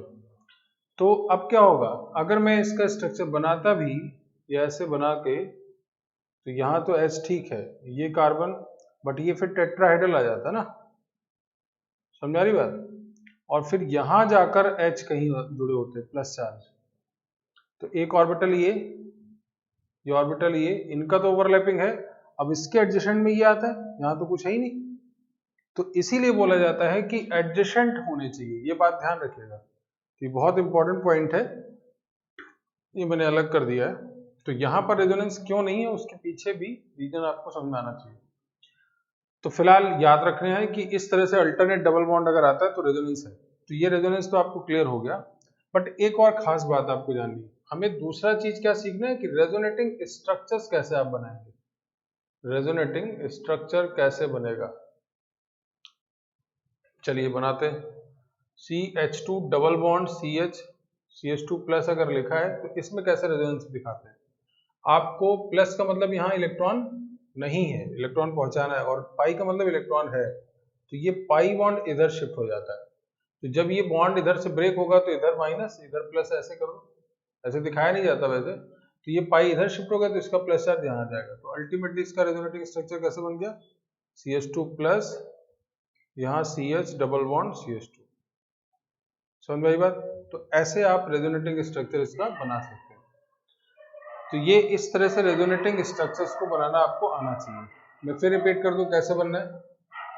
आपको सिंपली इस पाई इलेक्ट्रॉन क्लाउड को शिफ्ट करा देना है यहाँ, डबल बॉन्ड यहाँ, या चाहो तो आप इस पाई को प्लस माइनस करके ब्रेक कर दो, प्लस इधर आ जाएगा और ये प्लस माइनस और प्लस मिलकर डबल बॉन्ड यहाँ बन जाएंगे। तो अल्टीमेटली वही फॉर्म यहाँ दिख जाएगा।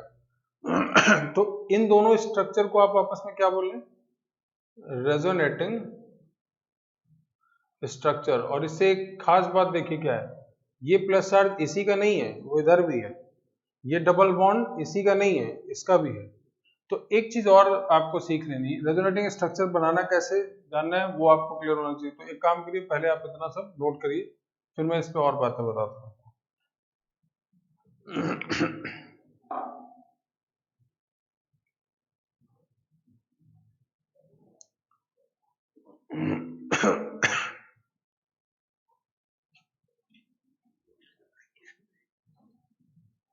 चलिए, तो आपने इसको नोट कर लिया होगा, अब मैं इसको और आगे बढ़ता हूँ थोड़ा।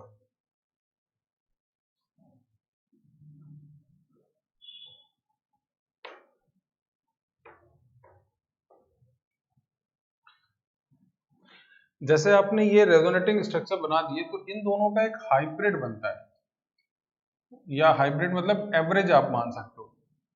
तो एवरेज कैसे बनाएंगे जरा समझो। यहाँ कार्बन सिंगल बॉन्ड तो सबके पास था ना, ऐसे बना दिया आपने। अब पाई बॉन्ड ऐसे डैश करके आप दोनों जगह बना दो, और इसका +1 चार्ज आधा इधर बटा है, Δ/2 कर दो, इधर Δ/2 कर दो। तो ये इसका हाइब्रिड स्ट्रक्चर हो गया, मतलब कुल मिला के दोनों का यूज है एक साथ, है ना। तो ये भी आना चाहिए आपको। तो ये पहले तो ये रेजोनेटिंग स्ट्रक्चर की प्रैक्टिस बहुत होनी चाहिए। अब जैसे मैं इसको और एग्जांपल दे रहा हूँ आपको, जैसे मान लीजिए मैंने यहाँ लिखा CH2 CH फिर CH डबल बॉन्ड फिर CH2 प्लस, ऐसे कर दिया, यहाँ पे आ गए। तो कैसे कैसे बनाने resonating structure, double bond single plus. अब ये डबल डबल वाला मत, वो तो बाद में देखना। तो पहले आप इसको यहाँ ले जा सकते हो, तो क्या बन सकता है रेजोनेटिंग स्ट्रक्चर, डबल बॉन्ड, ये तो इधर बनी है, CH प्लस किधर आएगा यहाँ, फिर CH डबल बॉन्ड CH2, ऐसे प्रैक्टिस करिएगा, ठीक। अब उसके बाद ये plus charge single double bond, तो ये भी ऐसे आ सकता है, तो प्लस चार्ज इधर आ जाएगा, CH2 plus CH double bond CH double bond CH2। तो ऐसे टोटल कितने बन गए, ये फर्स्ट, ये सेकंड, ये थर्ड। तो इस तरह से first second and third are resonating structure. समझ आई बात। तो ये सब आपको रेजोनेंस को कैसे ट्रेवल कराना है, चार्ज को कैसे शिफ्ट कराना है, ये थोड़ी सी प्रैक्टिस आपकी होनी चाहिए। ये आपको याद करना होगा, ये ध्यान रखिएगा इस पे। ये सर कैसे हो गया, तो कैसे हो गया वो मैंने समझाया। डबल इलेक्ट्रॉन हमेशा मूव करता है, ना कि प्लस चार्ज, है ना। प्लस चार्ज मतलब कुछ होता ही नहीं। तो यहाँ इलेक्ट्रॉन कम था तो ये पाई इधर शिफ्ट हो गया, तो प्लस चार्ज यहाँ आ जाएगा, इनके बीच बॉन्ड बन जाएगा।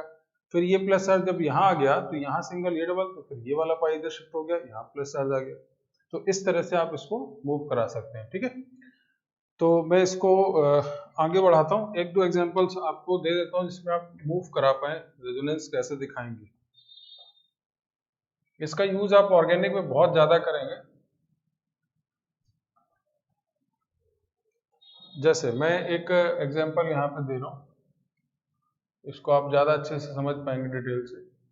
ये अल्टरनेट मैंने डबल बॉन्ड करते हुए यहाँ CH2 प्लस लिखा, तो कैसे जज करना है, double bond single bond plus charge, clear. तो कैसे बॉन्ड आएगा, ये इधर तो प्लस, ये इधर ये बॉन्ड ब्रेक हो तो प्लस कहाँ आ जाएगा, यहाँ, और यहाँ डबल बॉन्ड। तो कैसे आप बनाएंगे, ये बात बहुत अच्छे से समझिएगा, ये अभी आपके लिए डिफिकल्ट है, बाद में तो आप बहुत तेजी से बनाओगे सब। ये प्लस चार्ज आ गया और यहाँ क्या आ गया, डबल बॉन्ड, और ये CH2। क्लियर। अब क्या करेंगे, प्लस सिंगल डबल, तो अब ये फिर डबल बॉन्ड इधर आ गया। तो कैसे मूव कर रहे हैं हम लोग, ये तो ऐसे ही बना है। अब डबल बॉन्ड यहाँ आ गया, प्लस चार्ज यहाँ आ जाएगा। इसके बाद फर्दर फिर ये प्लस सिंगल डबल, तो ये डबल बॉन्ड फिर इधर, तो फिर कैसा आ गया, तो यहाँ पे डबल बॉन्ड ऐसे बना है, यहाँ डबल बॉन्ड आ गया, प्लस चार्ज इधर आ गया, डबल बॉन्ड ये आ गया। ठीक। अब फर्दर फिर डबल सिंगल, ये फिर इधर आया, तो कहाँ चला गया, फिर वहीं आ गया। तो इस तरह से लगातार दीज आर रेजोनेटिंग स्ट्रक्चर्स। तो आपको ये सब मूव कराना आना चाहिए, बाद में हम इस पे भी बात करेंगे, है ना, वो आगे के टॉपिक ये भी है कि फिर इनको आपस में डिस्कस किया जाएगा, उनको आपस में पढ़ा जाएगा। बट पहले हमें ये रेजोनेंस कैसे घूम रहा है, कैसे चार्ज को मूव कराते हैं, ये हमें प्रैक्टिस बहुत करनी है, और खूब बनाते रहिए और लगातार इसको मूव कराइए ताकि ये प्रैक्टिस हो पाए। ठीक है। तो मैं अभी थोड़े थोड़े एग्जांपल्स लेके आगे बढ़ूंगा। तो हम अभी दो तरीके के रेजोनेंस समझ गए, एक अल्टरनेट डबल बॉन्ड या ट्रिपल बॉन्ड आ जाना, दूसरा alternate double single and plus charge आ जाना। और अब हम एक तीसरे सबसे इंपॉर्टेंट पार्ट पे आएंगे जिसमें डबल बॉन्ड, सिंगल और माइनस चार्ज, उसका हम सबसे ज्यादा यूज यहाँ भी करेंगे। तो उसमें मैं आता हूँ।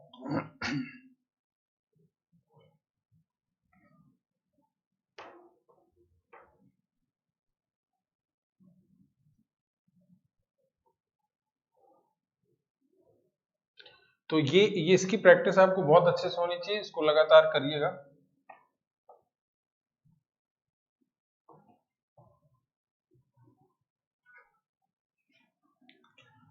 अब मैं एक जरा तीसरे पार्ट को बता देता हूँ पहले, उसके बाद जैसे अल्टरनेट और ये लोन पेयर, उसके बाद में बात करूंगा अभी जिसपे हम लोग माइनस की बात करा तो मैं बाद में करता हूँ। तो अल्टरनेट यानी डबल बॉन्ड, सिंगल और लोन पेयर का आना भी रेजोनेंस है।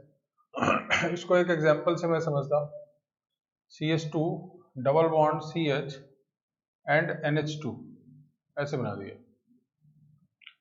और ये रहा लोन पेयर। समझ गए बात। तो ये जो लोन पेयर है, इसका पहले तो हम लोग रेजोनेटिंग स्ट्रक्चर बनाना सीखें, है ना। पहले मैं रेजोनेटिंग स्ट्रक्चर बनाना बता देता हूँ, उसके बाद हम रेजोनेंस पे एक्सप्लेन करेंगे कैसे हुआ। लोन पेयर इधर शिफ्ट होगा, यानी इनके बीच डबल बॉन्ड आएगा, और ये पाई इलेक्ट्रॉन क्लाउड आगे शिफ्ट होगा, ऐसे बनाना है। तो जिस पर इलेक्ट्रॉन शिफ्ट हुआ तो यहाँ माइनस आ गया चार्ज, यहाँ CH, तो डबल बॉन्ड यहाँ NH2 आ जाएगा, और चूंकि यहाँ न्यूट्रल था और लोन इलेक्ट्रॉन इसने दे दिए तो कैसा आ जाएगा, प्लस चार्ज। तो ये जो बना है और ये, इनमें आपस में जो रिलेशन है वो क्या है, रेजोनेटिंग स्ट्रक्चर। ये बहुत अच्छे से आपको आना चाहिए बनाना, क्योंकि मेन इसकी प्रैक्टिस बहुत होनी चाहिए। बाद में बात हम स्टार्ट करेंगे, पहले तो ये आना चाहिए, इसको लिखना पढ़ना आना चाहिए। मैं फिर रिपीट कर दूं कैसे मूव कराना है। लोन पेयर इधर प्लस चार्ज था तो उधर से डबल बॉन्ड आता, क्योंकि हमेशा चार्ज का मतलब इलेक्ट्रॉन का मूवमेंट होता है, मूवमेंट इलेक्ट्रॉन का होगा, और यहाँ तो इलेक्ट्रॉन है, तो ये इलेक्ट्रॉन इधर शिफ्ट हुआ तो यहाँ इनके बीच डबल बॉन्ड, और ये बॉन्ड शिफ्ट हो गया तो इधर माइनस चार्ज। ठीक है। तो इस तरह से इसका रेजोनेटिंग स्ट्रक्चर बन गया। ऐसी एक और एग्जांपल लिख देता हूँ, जैसे मैं CH2 डबल बॉन्ड CH और यहाँ OH लिख देता हूँ। अच्छा, यहाँ दो लोन पेयर है तो दोनों नहीं जाएंगे, एक ही जाएगा, ध्यान रखिएगा। एक ये यहाँ, तो ये शिफ्ट इधर, तो कैसे दिखाओगे आप, CH2 माइनस, यहाँ CH डबल बॉन्ड ऑक्सीजन, ये प्लस चार्ज। समझ गए। तो इस तरह से आप रेजोनेंस बहुत इजीली यहाँ समझा सकते हो। मैं एक और एग्जांपल लिख देता हूँ। CH2 डबल बॉन्ड CH और Cl, यहाँ लोन पेयर, ये ऐसे, ये इधर शिफ्ट, ऐसे बना सकते हैं CH2 minus CH Cl plus. ठीक है। तो ये सभी जो एग्जांपल्स हैं ये क्या है, आपस में रेजोनेटिंग स्ट्रक्चर, और इस तरह से अल्टरनेट डबल बॉन्ड और सिंगल बॉन्ड लोन पेयर का आना और उसमें कैसे आप लोन पेयर दिखाएंगे। अब एक सबसे खास बात जो आपको यहाँ पे अभी सीखनी है, पिछले लेक्चर्स में जब हमने हाइब्रिडाइजेशन की बात की तो हाइब्रिडाइजेशन आपने बहुत तरीके से पढ़ा और बहुत आसानी से आप जब हाइब्रिडाइजेशन निकालते थे तो फॉर्मूला क्या यूज करते थे, number of sigma bond plus lone pair. अब एक खास बात ध्यान रखिएगा कि ऐसा कोई लोन पेयर अगर रेजोनेंस के अंदर इन्वॉल्व है, तो फिर रिपीट कर दो, अगर कोई लोन पेयर रेजोनेंस के अंदर इन्वॉल्व होगा तो उसको हाइब्रिडाइजेशन में काउंट नहीं करते। यहां पे नोट करके लिख सकते हैं, if lone pair involve in hybridization, क्योंकि हाइपोथेटिकल फिनोमेना होता है, ध्यान रखिएगा। If lone pair involve in hybridization then there is no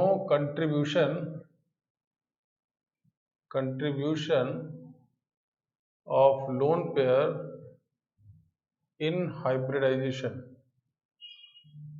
बात समझ आ गई?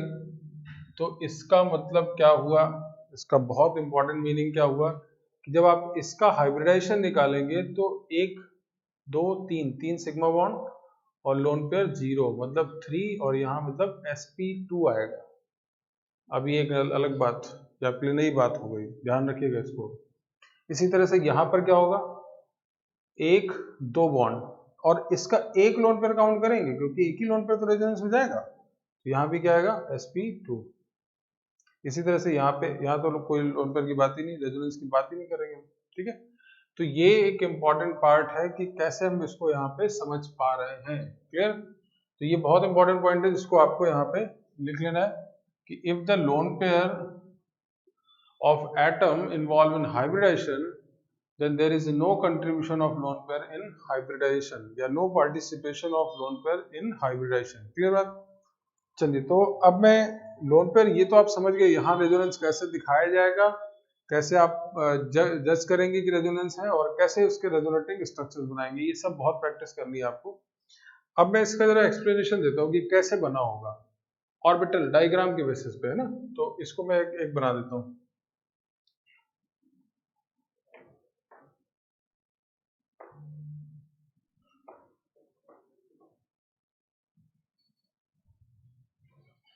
अच्छा, मैं इसी की तरह एग्जांपल लेता हूँ आपको।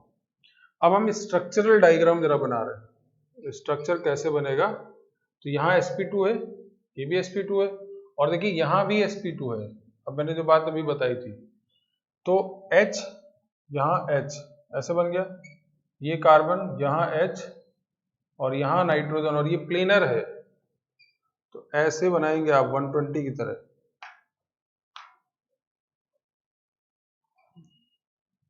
ये ध्यान रहे आपको,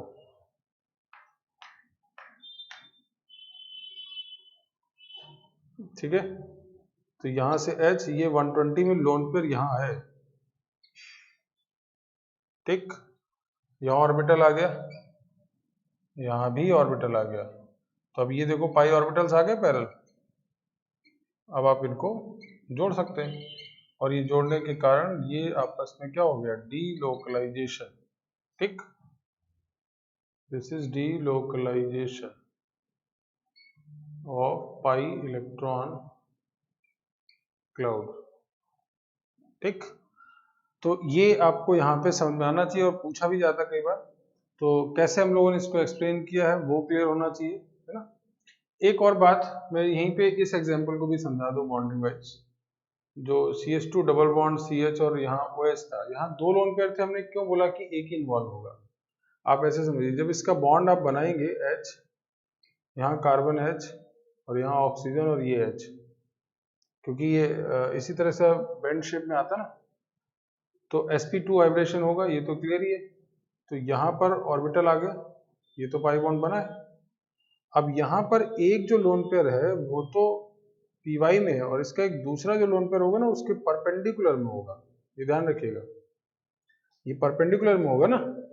तो ये हमें हाइब्रिडेशन के, सॉरी रेजोनेंस के लिए तो पैरेलल चाहिए ना, तो ये तो एक साथ हो गए, लेकिन इसका कोई लेना देना नहीं होगा। This is not involve in resonance. तो ये ध्यान रखिएगा कि क्यों मैंने ये बात बोली थी कि एक टाइम ये एक ही लोन पेयर रेजोनेंस में इन्वॉल्व होगा, दूसरा नहीं होगा। ठीक है, तो इस तरह से आप रेजोनेंस यहाँ भी दिखा सकते हैं। तो कुल मिला के अल्टीमेटली दो चीजें आप सीख रहे हैं। एक तो डायरेक्टली आपको बता दिया गया कि अल्टरनेट डबल बॉन्ड होना, अल्टरनेट ट्रिपल बॉन्ड और डबल बॉन्ड का होना, या single bond sorry double bond single bond plus charge होना, double bond single bond lone pair होना, या double bond single bond minus charge होना। अभी वो बात बाकी है। तो पहले तो ये सीधा आपको बता दिया गया कि अगर ये कंडीशन आपको दिख जाती है मॉलिक्यूल के अंदर तो वहां रेजोनेंस है, और साथ ही साथ स्ट्रक्चर से उसको एक्सप्लेन करना कि कैसे ऑर्बिटल आपस में कनेक्ट है, वो दोनों बातें आपको जाननी चाहिए। दूसरी बात जो है वो थोड़ा ज्यादा टेक्निकल है, आपको धीरे धीरे उस पर भी बात करनी चाहिए। तो अभी फिलहाल लेकिन प्रैक्टिस के लिए आपके लिए बहुत इंपॉर्टेंट है कि आप समझें और रेजोनेटिंग स्ट्रक्चर बनाना सीख जाएं। कैसे रेजोनेटिंग स्ट्रक्चर बनते हैं वो आपको बहुत अच्छे से आने चाहिए। अब मैं इसके लास्ट पोर्शन में जाता हूं, अभी जहां निगेटिव चार्ज को लेकर रेजोनेंस कैसे होता है उस पर बात करते हैं। ठीक है, तो आप पहले इसको नोट कर लें और फिर इसके नोट करने के बाद मैं निगेटिव वाले पोर्शन पे आता हूं।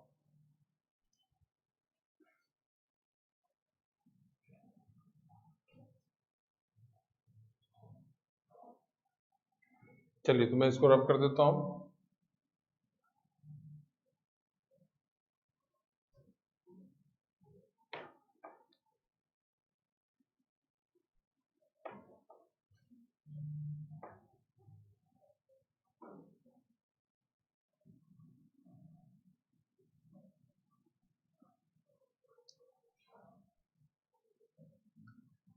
चलिए, तो हम लोगों ने 3 केसेस के बाद चौथे केस पे आ रहे हैं जहां पर हम लोग डबल बॉन्ड, सिंगल बॉन्ड और नेगेटिव चार्ज। एक्चुअल देखा जाए तो ये लोन पेयर की तरह ही होता है, बट डिफरेंस तो है ही।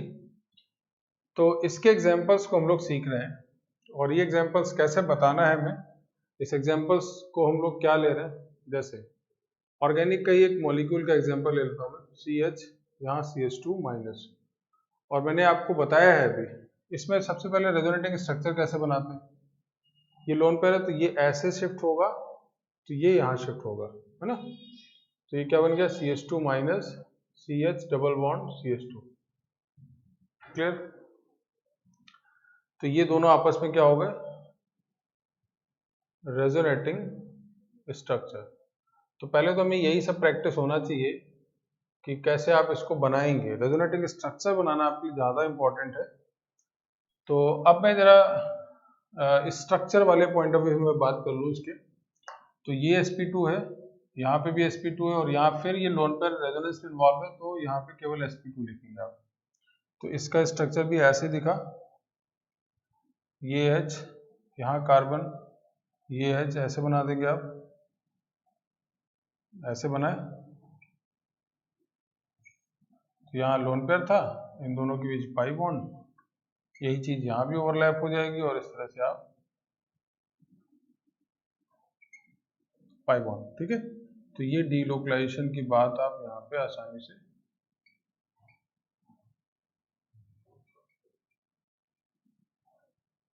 ठीक है। तो एक चीज और, जरा इन दोनों का हाइब्रिड स्ट्रक्चर बना दिया जाए। हाइब्रिड आप सबका बना सकते हैं, मैं यहाँ पे कुछ जरूरी बातें इसलिए। तो इसका मतलब यहाँ CH2, ये CH, यहाँ CH2 सब पे, और एक सिंगल सिंगल बॉन्ड आप ऐसे दिखा सकते हो, और यहाँ पार्शियल डेल्टा बाई 2, यहाँ पे डेल्टा बाई 2। एक पूरा था तो इसको आधा दबाड़ दिया मैंने। ठीक है, यहाँ से आप दिखा सकते हो। अच्छा, देखने में वैसे एक जैसा ही, सब एक ही जैसे हैं, ये दोनों तो हैं तो एक ही ना, डिफरेंट बस इधर उधर दिख रहे हैं, लेकिन वो आपस में रेजोनेटिंग स्ट्रक्चर है, ये ध्यान रखिएगा। तो ये इसका हाइब्रिड आपने बना दिया। तो हमें अब चारों केसेस पता है कि आप चारों केसेस को देख कर ही बता सकते हैं कि रेजोनेंस कहाँ है।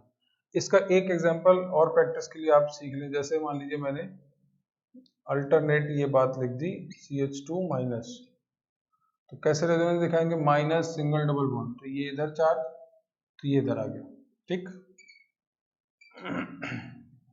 इसको खूब लिखकर आपको प्रैक्टिस करना होगा। ये माइनस चार्ज आ गया, डबल बॉन्ड यहाँ आ गया, फिर माइनस सिंगल डबल बॉन्ड, तो फिर ये इधर, तो ये इधर आ गया। इसको खूब लिखिए घर पे और इसकी प्रैक्टिस करिए खूब। ऐसे आ गया, फिर सिंगल, ये यहाँ पे आ गया, तो फिर यहाँ पे डबल बॉन्ड, ये डबल बॉन्ड, यहाँ माइनस, ये डबल बॉन्ड, और फिर सिंगल दिस, तो ऐसे आके फिर ये वहीं पे आ गया, यहाँ पे जहाँ था। तो दीज आर रेजोनेटिंग स्ट्रक्चर। ठीक है, तो ये एक खास बात आपको यहाँ पे समझ में आ जाती है कि कैसे हम मॉलिक्यूल यहाँ पे देख पा रहे हैं। ठीक है, अच्छा, तो अब हमारे पास 4 केसेस हैं। ऐसा नहीं रेजोनेंस यहाँ से एंड है, बहुत सारी चीजें हैं अभी इसमें। तो पहला केस अल्टरनेट डबल बॉन्ड या ट्रिपल बॉन्ड, उससे कोई फर्क नहीं पड़ रहा, या डबल बॉन्ड ट्रिपल बॉन्ड, कोई भी अल्टरनेट मल्टीपल बॉन्ड आप बोल सकते हो। दूसरा केस क्या है, double bond single bond plus charge होना, double bond single bond lone pair होना, और चौथा case double bond single bond और माइनस चार्ज होना। ये चारों केसेस रेजोनेंस के सबसे ज्यादा यूज होने वाले केसेस हैं, और इन सबके पीछे हम लोगों ने स्ट्रक्चर वाइज कैसे उसकी ऑर्बिटल ओवरलैप कर रहे थे, वो मैंने आपको बताया कि कैसे डीलोकलाइज पाई इलेक्ट्रॉन क्लाउड वहां पे हो रहा है। बट उससे कहीं ज्यादा इंपॉर्टेंट है कि इनकी डायरेक्ट प्रैक्टिस करना, आप डायरेक्ट समझ पाओ कि यहाँ रेजोनेंस है।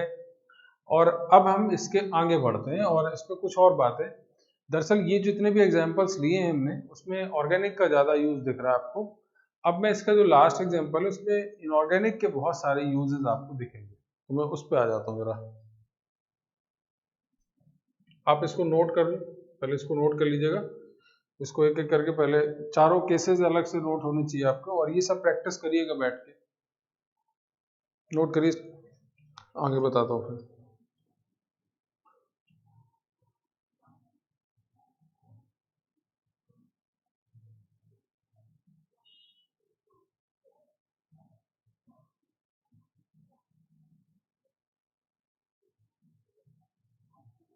चलिए, तो मैं इसको रब कर देता हूँ और अब मैं कुछ और एग्जांपल्स पे आता हूँ। अब मैं आपको वो आइडिया देता हूँ जिससे इनऑर्गेनिक मॉलिक्यूल्स के अंदर बहुत जगह रेजोनेंस आपको दिखेगा।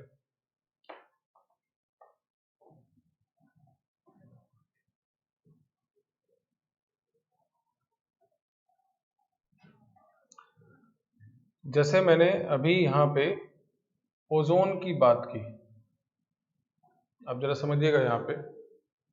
तो ओजोन की अगर हम बात कर रहे हैं तो इसका स्ट्रक्चर कुछ इस तरह का रहता है, माइनस और यहाँ पे plus charge.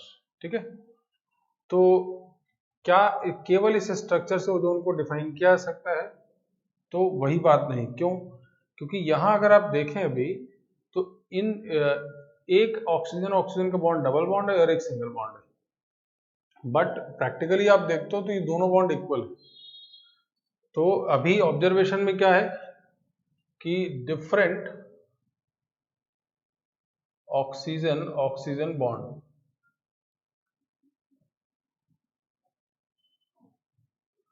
But actually both bonds are equal. तो ये जो बात है, तो इसको हम लोग जरा समझते हैं, इसका रेजोनेटिंग स्ट्रक्चर बनाते हैं। कैसे? Double bond single bond plus है, इसको बना रहे हैं, उससे कोई फर्क नहीं पड़ रहा। ये इधर तो ये इधर, ठीक। तो क्या होगा, यहाँ माइनस चार्ज आ गया, ये प्लस ऐसे ही बना रहा, डबल बॉन्ड यहाँ आ गया, ऐसे आ गया। क्यों भाई?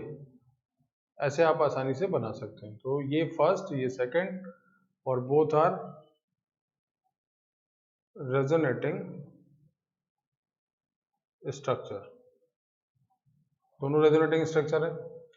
अब जरा इनके एवरेज की बात करें हम लोग। एवरेज क्या होगा, हाइब्रिड क्या होगा? तो अगर आप देखो इनमें, तो ऑक्सीजन ऑक्सीजन और यहाँ ऑक्सीजन, तो मैं यहाँ पे प्लस चार्ज बना रहा हूँ, यहाँ पार्शियल, यहाँ डेल्टा बाई 2, यहाँ डेल्टा बाई 2, ये इसका मतलब हो गया। मतलब इस तरह से आप बोल सकते हो कि all the oxygen oxygen bonds are equal, और ये एक्सप्लेन किसके थ्रू हो रहा है? बाय द रेजोनेंस, यानी रेजोनेटिंग स्ट्रक्चर, यानी ये दोनों स्ट्रक्चर मिलकर ओजोन की सभी प्रॉपर्टी को एक्सप्लेन करेंगे। ठीक है, तो ये आपको यहाँ से समझ में आ रहा है कि ऑक्सीजन ऑक्सीजन के बीच का बॉन्ड अलग कैसे होता है, सॉरी डिफरेंट यानी सेम कैसे होता है। एक और बात मैं यहाँ पे डिस्कस करूंगा आगे चल के आप इसको पढ़ेंगे भी। दरअसल एक टर्म होता है बॉन्ड ऑर्डर। तो बॉन्ड ऑर्डर का मतलब क्या होता है कि बॉन्ड सिंगल है या डबल है या ट्रिपल है। ऑर्डर मतलब किस लेवल का है बॉन्ड, इसको बहुत बड़ा मत समझिएगा। बॉन्ड दो एटम के बीच पता है आपको, और ऑर्डर का मतलब कि किस लेवल का बॉन्ड है, वो सिंगल बॉन्ड बना है या डबल बॉन्ड बना है या ट्रिपल बॉन्ड बना है। कई बार ऐसा भी होता है कि वो सिंगल और डबल के बीच का होता है ना, और कई बार डबल और ट्रिपल बॉन्ड के बीच का भी होता है। तो दरअसल यहाँ ऑर्डर जब भी बात बोली जाती है तो बॉन्ड ऑर्डर का मतलब एक्चुअल बॉन्ड, ठीक है ना। तो जैसे मैं यहाँ पे बात करूं अगर, तो यहाँ डबल बॉन्ड था, यहाँ एक सिंगल बॉन्ड था, बट एक्चुअल क्या हुआ, एक्चुअली देखा जाए तो ये सब इक्वल है। तो इक्वल क्या है, सिग्मा बॉन्ड तो इक्वल ही था, इस एक्स्ट्रा बॉन्ड को आपने दो जगह बांट दिया। तो इस तरह से हम लोग बॉन्ड ऑर्डर निकाल सकते हैं इन सबका। और वो बॉन्ड ऑर्डर कैसे निकल जाता है, तो मैं तो सिंपली लिखूंगा, इसके लिए फॉर्मूला आ जाता है। वैसे देखा जाए तो कितना हुआ 1.5, सिंपल सी बात है। एक एक बॉन्ड तो आपके पास है ही ऑलरेडी। अब इस पाई बॉन्ड को आपने दो जगह बांट दिया, आधा इधर आधा इधर, 1.5। वह स्ट्रक्चर वाइज फॉर्मूला कैसे आ जाता है, बोला जाता है total covalent bond, total number of covalent bond, total number of covalent bond upon number of resonating structure। तो ये सब जबरदस्ती वाले फॉर्मूले बना लिए, लेकिन हाँ आपके लिए हेल्प तो होगा ही। तो ये फॉर्मूला बन गया है ना। तो सिंपली हमने क्या किया, हमारे पास टोटल बॉन्ड कितने थे 1 2 3 3, और यहाँ पे रेजोनेटिंग स्ट्रक्चर कितने बनाए, दो। तो ये कितना आ गया 1.5। बट आप डायरेक्टली भी कैसे निकाल सकते हैं, भाई हमारे पास सिंगल था तो मूव कौन सा बॉन्ड कर रहा था, एक पाई बॉन्ड मूव कर रहा था, दो जगह मूव कर रहा था, तो आधा आधा बांट दिया आपने, तो सिंपल सा 3 पॉइंट। इसका मतलब आप बोल सकते हो कि ओजोन के अंदर जो ऑक्सीजन ऑक्सीजन के बीच का बॉन्ड बना होता है वो डबल और सिंगल के बीच में होता है, जिसको आप 1.5 बोल सकते हैं। क्लियर बात, समझ रहे बात। तो इन सब चीजों के भी यूज होगा आगे चल के, तो मैं उस पर बाद में बात करूंगा। तो पहले ये चीज आप सब नोट कर लीजिए। एक और खास बात इसमें समझा दूं, ये दरअसल लीनियर नहीं होता है, ये बना ऐसे प्लेनर होता है, बट ऐसे इन जनरल हम लोगों ने बना दिया है, लेकिन बनना तो ऐसे चाहिए। आपको बताया भी था, अब तो सब आप ज्योमेट्री पढ़ चुके हो ना, ऐसे बनना चाहिए। है ये पूरा प्लेनर ही, तो रेजोनेंस होगा, इसको कोई प्रॉब्लम नहीं, ऐसे बनना चाहिए इसको। कोई बात नहीं, अभी तो आप ऐसे बना दें, इस तरह भी बना लीजिएगा, यहाँ माइनस चार्ज, ठीक है। और इसका हाइब्रिड कैसे बनना चाहिए, ऑक्सीजन, यहाँ ऑक्सीजन, ये ऐसे बॉन्ड, यहाँ ऐसे बॉन्ड, ये प्लस चार्ज परमानेंट, यहाँ डेल्टा बाई 2, ये डेल्टा बाई 2, ये रहा ऐसा, ठीक। चलिए तो इसको पूरा नोट कर लीजिए।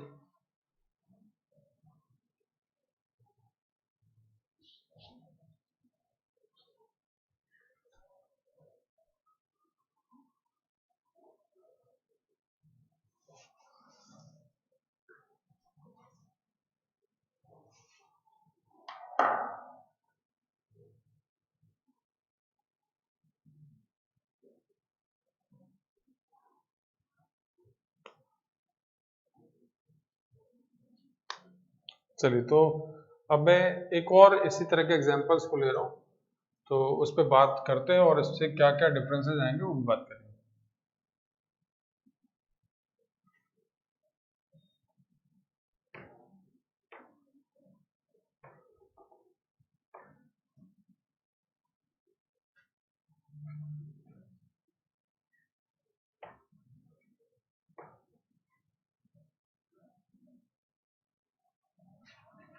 चलिए अब मैं एक मॉलिक्यूल पे ले रहा हूँ NO2 माइनस। तो इस NO2 माइनस में आपने स्ट्रक्चर क्या बनाया, ऐसे बनाया था, ऐसे स्ट्रक्चर बनता है ना इसका। तो single bond, sorry negative charge, single double bond, resonance कैसे दिखाएंगे, इधर शिफ्ट हो जाएगा। तो कैसा स्ट्रक्चर बना, O minus and double bond O, ऐसे बन गया। तो ये दोनों आपस में क्या हो गए, रेजोनेटिंग स्ट्रक्चर। और इनका हाइब्रिड कैसे बनेगा, हाइब्रिड भी बना सकते हैं आप। तो ऑक्सीजन N, यहाँ ऑक्सीजन, यहाँ पे बॉन्ड, यहाँ डेल्टा/2, यहाँ भी डेल्टा/2 लिख सकते हैं। अच्छा ये बात ध्यान रखिएगा, ये दोनों एक ही जैसे हैं, कुछ अलग नहीं है, बोथ एक ही जैसा बात दिख रहा है। तो यहाँ भी क्या आप बॉन्ड ऑर्डर निकाल सकते हैं, बॉन्ड ऑर्डर ऑफ नाइट्रोजन। एक बात और ध्यान रखिएगा, बॉन्ड ऑर्डर हमेशा दो एटम के बीच निकलता है, कोई मॉलिक्यूल का बॉन्ड ऑर्डर नहीं होता। नाइट्रोजन एंड ऑक्सीजन NO का, ठीक है। जो आप सोचो पूरा मॉलिक्यूल का बॉन्ड ऑर्डर निकालने लगे, बॉन्ड मतलब दो एटम के बीच की बात है। तो यहाँ बॉन्ड ऑर्डर कैसे निकलेगा, तो आपके पास टोटल बॉन्ड कितने, 3/2, दिस इज ऑल्सो 1.5, तो आप आसानी से यहाँ निकाल सकते हैं, ठीक। अच्छा एक बात और समझिए, बॉन्ड ऑर्डर अगर ज्यादा है तो इसका मतलब बॉन्ड स्ट्रॉन्गर है, तो बॉन्ड लेंथ क्या होगा, छोटा। इस पे हम बाद में बात करेंगे, है ना, इन सब के एप्लीकेशन उन सब में आएगा। हालांकि पहले टॉपिक बॉन्ड लेंथ का भी हो सकता था, बट रेजोनेंस आता, एप्लीकेशन बहुत सारे होते तो आप कंफ्यूज होते, इसलिए इन सबको पढ़ने के बाद हम वहां पे आएंगे, ठीक है। तो ये बात भी आप आसानी से इसमें रेजोनेंस दिखा सकते हैं। कैसे रेजोनेंस से क्या फर्क पड़ा, रेजोनेंस से फर्क ये पड़ा कि NO2- के अंदर all the nitrogen bonds, all the nitrogen oxygen bonds are identical, ठीक। तो इसी तरह का एक और एग्जांपल आप ले सकते हैं, NO3-। कैसे, N डबल बॉन्ड ऐसे बनता है, आप याद करो यहाँ कोऑर्डिनेट होता है, तो ऐसे प्लस बना देते हैं, ये स्ट्रक्चर है। तो single negative single double, negative single double, दोनों साइड से रेजोनेंस हो सकता है। तो मैं कैसे दिखा रहा हूँ उसको जरा समझिएगा, मैं इसको यहाँ पे बना देता हूँ।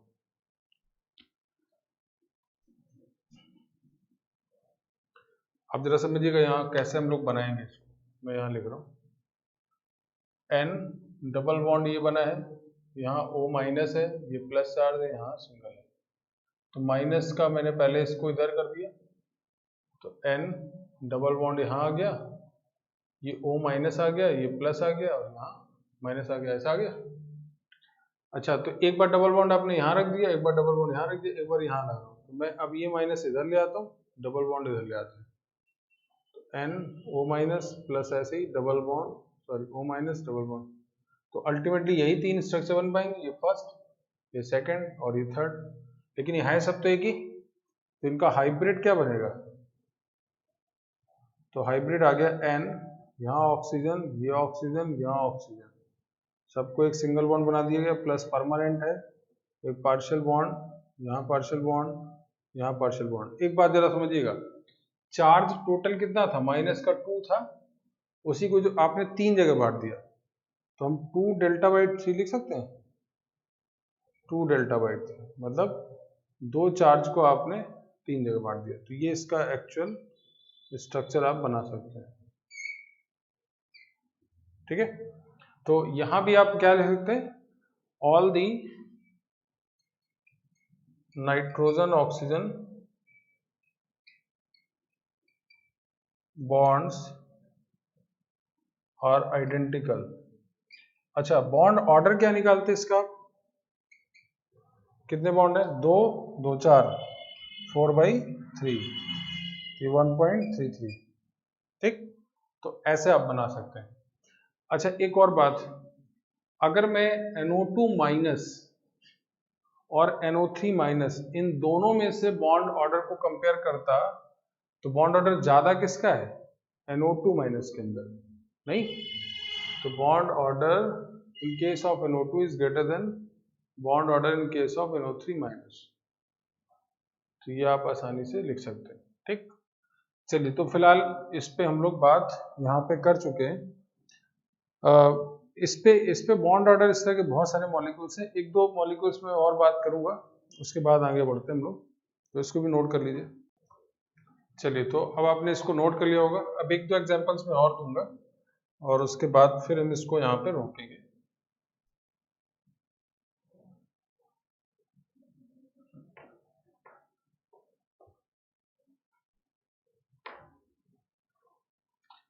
अब जैसे मैं एक एग्जांपल पे और आ जाऊं, जैसे मैंने कार्बोनेट को लिखा, तो इसका अगर आप स्ट्रक्चर देखें तो यहाँ भी डबल बॉन्ड, ऐसा ऑक्सीजन यहाँ O माइनस ऐसे बनता है, तो माइनस सिंगल डबल बॉन्ड, मतलब ये इसका रेजोनेंस ऐसे दिखा सकते हैं। तो कैसे आया, O माइनस इधर बन गया, कार्बन डबल बॉन्ड, और यहाँ O माइनस। अब एक बार डबल बॉन्ड यहाँ आ गया, एक बार यहाँ आ गया, अब एक बार यहाँ भी ले आते, तो इसको यहाँ ले आए तो शिफ्ट इधर कर देंगे आप, ठीक। तो यहाँ क्या बन गया, O माइनस डबल बॉन्ड यहाँ। तो ये आपके पास 3 रेजोनेटिंग स्ट्रक्चर यहाँ पे आपके पास बन जाते हैं, ठीक। तो इसका ऑन एन एवरेज जो हाइब्रिड बनाएंगे आप, वो ऑक्सीजन, यहाँ ऑक्सीजन, ये ऑक्सीजन, ऐसे बनाए बॉन्ड, और ये एक आपके पास हाइब्रिड, और यहाँ भी आपने जो चार्ज है माइनस का 2 डेल्टा बाई 3 आप तीनों जगह लिख सकते हैं। तो इस स्ट्रक्चर से भी आप यहाँ समझ गए कि all the carbon oxygen bond, carbon oxygen bonds are identical, ठीक है। अच्छा, एक केस और, अगर हम लोग बॉन्ड ऑर्डर निकालते इसका, तो कैसे निकलता, 2 3 4 बॉन्ड और बटे यहाँ पे 3, दिस इज द 1.33। तो यहाँ भी आप इस तरह से निकाल सकते हैं, ठीक। चलिए, तो ये एक तरीके से रेजोनेंस का ये एक फायदा है, जो एप्लीकेशन भी आप मान सकते हैं ये।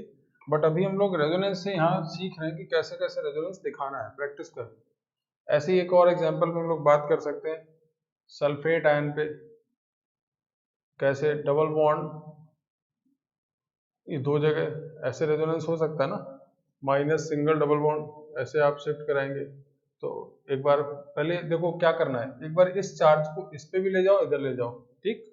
तो 2 बन गए, फिर इस चार्ज को इधर भी और इधर भी, तो इस तरह से टोटल 4 रेजोनेटिंग स्ट्रक्चर आपके बनेंगे। तो ये सब आपको बनाने हैं, प्रैक्टिस करना है। तो अगर मैं इन सब में बॉन्ड ऑर्डर पूछता आपसे तो क्या होता, टोटल बॉन्ड कितने होते हैं, 2 4 और 2 6, 6/4, तो सिंपली 3/2, दिस इज 1.5, ठीक।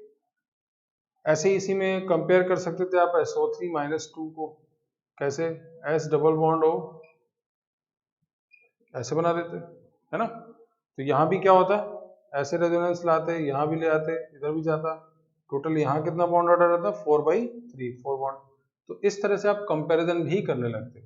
तो जितने भी इस तरह के मॉलिक्यूल्स हैं, इन सब पे आपको बॉन्ड ऑर्डर की प्रैक्टिस जरूर करनी है, किस तरह से रेजोनेंस आप इफेक्ट डालता है इनमें, कैसे रेजोनेंस आप इन सब के अंदर देख रहे हैं, और कैसे इन सब के बॉन्ड्स सभी इक्वल हो जाते हैं।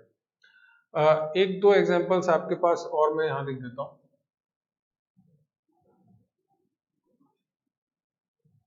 जैसे आपने ClO4 माइनस को देखा था, तो ClO4 का स्ट्रक्चर अगर आप ध्यान दो, तो यहाँ डबल बॉन्ड ऐसा था ना, तो देखो ये चार्ज इधर जाके इधर भी जाएगा, इधर भी जाएगा, इधर भी जाएगा, ठीक है ना।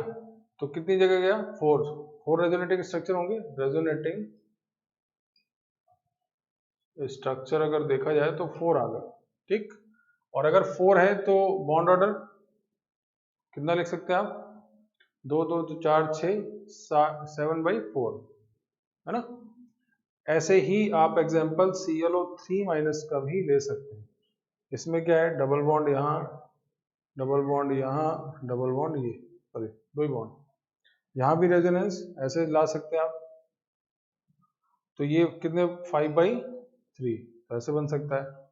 और इसी तरह का एक ClO2 माइनस भी बनाया जा सकता है। इसमें क्या होगा, Cl डबल बॉन्ड यहाँ, ये माइनस, ये रेजोनेंस, इधर रेजोनेंस, ठीक है।